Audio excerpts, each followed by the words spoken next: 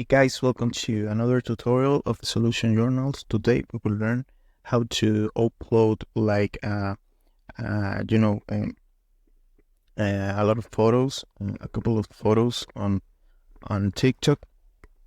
Multiple photos on TikTok in a post. So the first step is go to TikTok, and after that you need to go to the button of create here in the middle of the down part, and you need to pick here and upload. So if you want to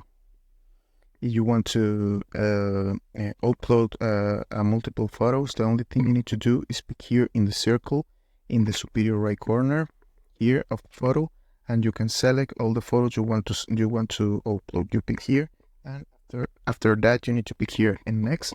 And here in photo, the only thing you need to do is in history you want to decide what music you want to put of, or if you want to type something. The only thing you need to do is type that message, picking done, and you can begin next and upload that photo. So remember, this is the way. You need to pick in the circle in the superior right corner of the photo, and that's it. So this is the process. I hope this tutorial was helpful for you. Follow us for more content like this.